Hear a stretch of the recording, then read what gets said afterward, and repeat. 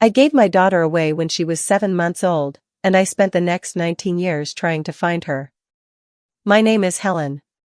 I am 58 years old and I am sitting here trying to figure out how to tell you the story of the worst decision I ever made and also the most necessary one, and I want to be honest with you from the very beginning. I am not looking for absolution.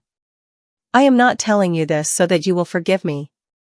I am telling you this because I have been carrying it for 34 years and because my daughter, who is now 34 years old and sitting in her kitchen 2 miles from where I live right now, asked me once if I would ever be able to say it out loud. So this is me saying it out loud. Let me tell you about the year I was 24. I was working as a secretary in a government office in the city. It was a decent job, stable, with regular hours and people I liked, and I was good at it. I was organized and reliable and I showed up on time and I did what was asked of me, and I thought, at 24, that this was what building a life looked like. I was not unhappy. I was just young and working and making my way through the ordinary days of an ordinary life when I met Victor. Victor was 41 years old. He was a senior official in the department where I worked, not my direct supervisor, but a man with significant authority in that building and in that city, and he was the kind of man who moved through rooms in a way that made other people stand up straighter. He was also married. I knew that. I want to be clear that I knew that from the beginning and I have never pretended otherwise. But he was attentive in a way that I had not experienced before, and I was 24 and I made a choice that I have had many years to reckon with. The relationship lasted 14 months.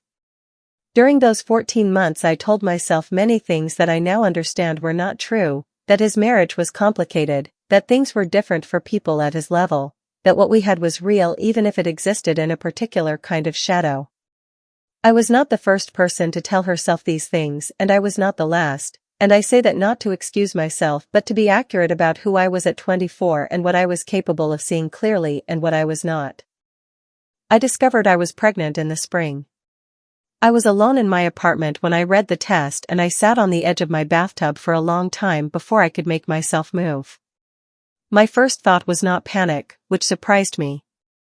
My first thought was something quieter and more complicated, a kind of recognition, almost, like something I had been half expecting had arrived. My second thought was Victor. I called him that evening. He came over within the hour, which was itself unusual because he was always careful about appearances, and when I told him he went very still in the way that people go still when they are computing something rapidly behind a calm face. He said he needed to think. He said we would talk again soon.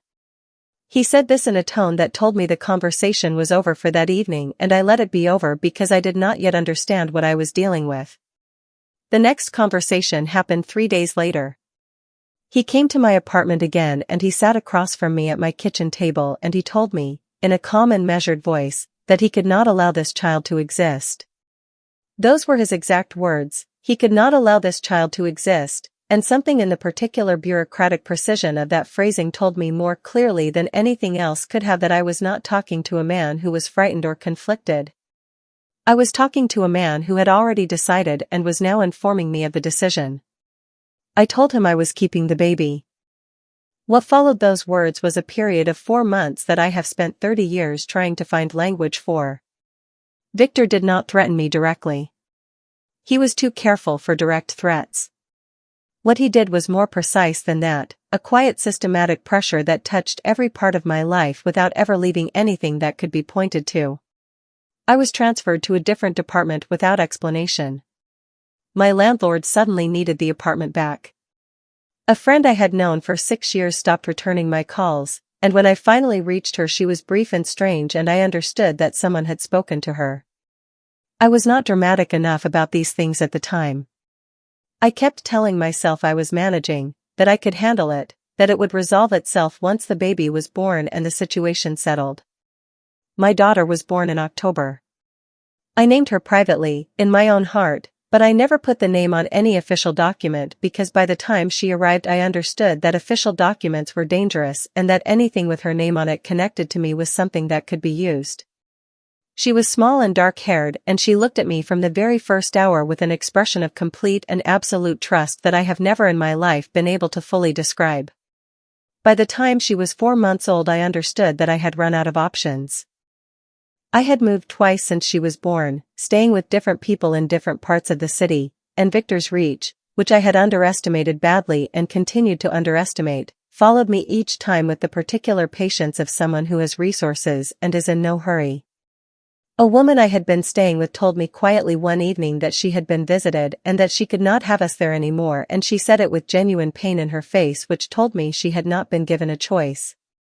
I sat in a park the next morning with my daughter in my arms, and I counted what I had, which was almost nothing, and I counted what she needed, which was everything, and I understood that I had arrived at the edge of something I could not think my way past. I want to tell you what those 3 months between that park bench and the day I walked into the orphanage felt like, but I am not sure I have the words for it even now. It was not a decision I arrived at quickly or without fighting it in every direction I could think of. I called distant relatives who could not help. I spoke to a lawyer who told me that without evidence, real documented evidence, there was very little that could be done against a man in Victor's position. I lay awake every night in whatever temporary place I was staying, and I looked at my daughter sleeping, and I thought about what her life would look like if I kept her and what it would look like if I didn't, and the answer to the first question was the thing that finally broke me. I walked into the orphanage on a Monday morning in May when my daughter was 7 months old. I had chosen it carefully, a small facility run by a woman I had been told was decent and who took the work seriously. I carried my daughter in and I sat down across from the director, and I said I needed to leave my child in her care, and I could not explain why, and I understood if there were questions, but I was asking her to trust me that this was necessary. The director looked at me for a long time. And then she looked at my daughter. And then she said, "I will take care of her." I signed what I needed to sign. I arranged, through a contact I will not name here, for a document to be produced that recorded my daughter's death, a falsified death certificate that would, I hoped, make Victor stop looking and make my daughter invisible to him forever. It was illegal. I have never pretended it wasn't. I did it because I was 25 years old and I was out of options, and it was the only thing I could think of that might keep her safe. I held her one last time at the door of that building. She was wearing a yellow cardigan that I had knitted myself during the winter months because it gave me something to do with my hands during the long nights. She grabbed my finger the way babies grab things, and she looked at me with those dark eyes, and I said very quietly, "I will find you. I promise I will find you." And then I walked away. The years after that Monday in May were the kind of years that don't arrange themselves neatly into a story. They were just time, passing, with that particular weight that time carries when you are waiting for something you don't know how to find. I left the city 3 weeks after I walked out of that orphanage. I had to, staying was not safe and I had nothing left there anyway. I moved to a smaller town 4 hours away and I found work and I built something that looked from the outside like a normal life, and in many ways it was a normal life, except that every single day of it had underneath it the constant low hum of a question I could not answer. Where is she? Is she safe? Does she have someone who holds her the way I held her at that door? I tried to find her almost immediately. Within 6 months of leaving, I was writing careful letters to the orphanage, not using my real name, asking indirect questions, and getting nothing back that was useful.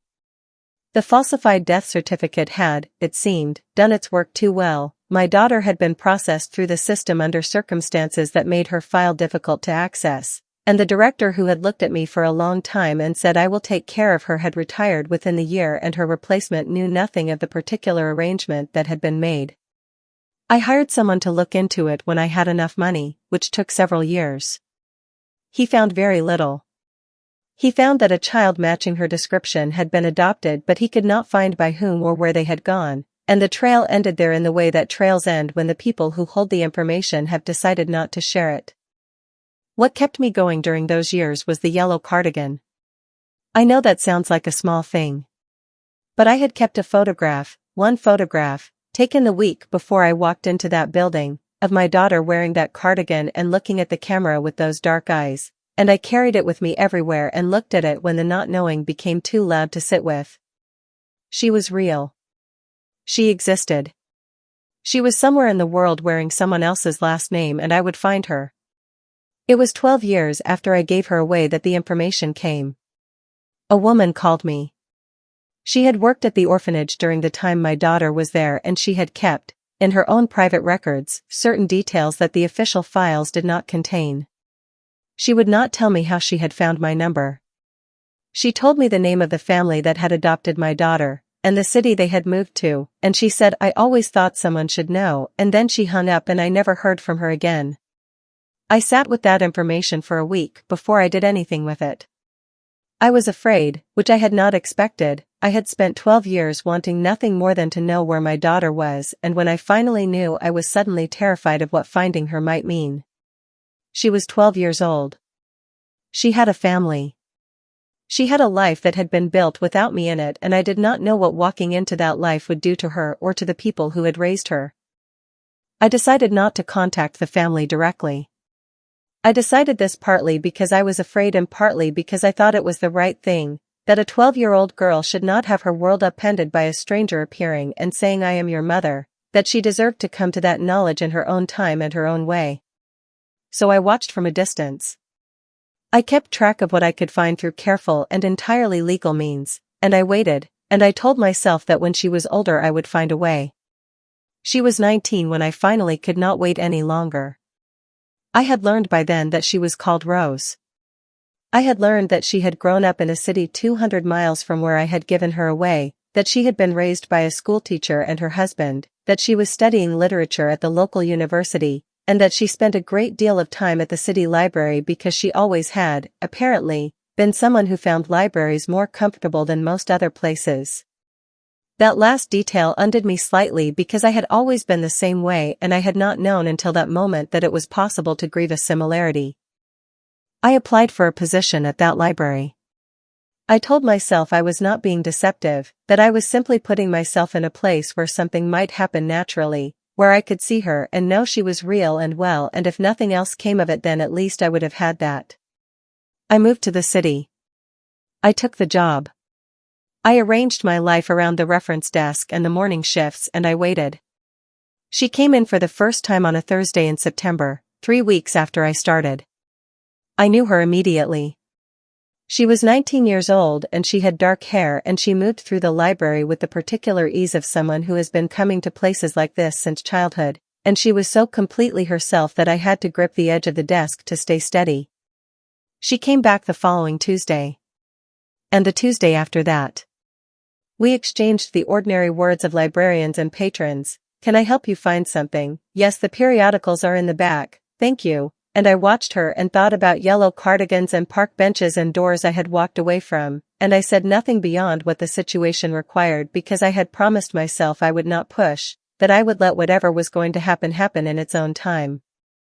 It was 6 months after I started working there that she came to the desk on a quiet Friday morning when the library was nearly empty, and she stood across from me and she looked at me with those dark eyes that I had been looking at in a photograph for 19 years, and she said very quietly, I think I know who you are. I did not say anything. I've been looking at you for 6 months, she said. And I've been looking at photographs of myself since I was old enough to understand I was adopted. And I think, she stopped. She pressed her lips together the way people do when they are trying to hold something in. Then she said, I think you're my mother. My hands were flat on the desk between us. I looked at her for a long moment and then I said yes. She didn't cry immediately. Neither did I. We stood on opposite sides of that reference desk in the quiet of a Friday morning library, and we looked at each other for what felt like a very long time, and then she came around the desk and she put her arms around me and she held on and I held back, and we stayed like that while the library stayed quiet around us. Later, much later, when we had talked for hours and I had told her everything, Victor, the orphanage, the falsified document, the 12 years of looking, the library, she sat across from me at a table in the back of that same building and she looked at me with an expression I still think about. She said, you came here and got a job just to be near me. I said yes. She was quiet for a moment. Then she said, that's the most insane thing I've ever heard. And then she laughed. And it was the laugh of someone who is feeling too many things at once, and laughter is the only thing that fits all of them, and I laughed too, and it was the first time I had laughed like that, freely, without weight, in longer than I could remember. That was 15 years ago. Rose is 34 now. She is married to a man named David who makes her laugh constantly and who called me Helen for the first 2 years and then one day switched to Mom without making any announcement about it, and I noticed and said nothing because some things don't need to be said out loud. She has 4 children, 3 girls and a boy, and they call me Grandma and they climb on me and they ask me to read to them, which I always do, because libraries and reading and the particular comfort of words on a page are apparently something that runs in our family whether we were raised together or not. Last Sunday Rose called me in the morning just to talk. We do that sometimes, just call each other with no particular reason, and we talked for 40 minutes about nothing important and everything important the way you do when you have known someone your whole life even if the knowing came late. When we were about to hang up she said, "Mom." I said yes. She said, "I'm glad you found me." I said, "I never stopped looking." And she said, "I know. I know you didn't." And that was enough. That was more than enough.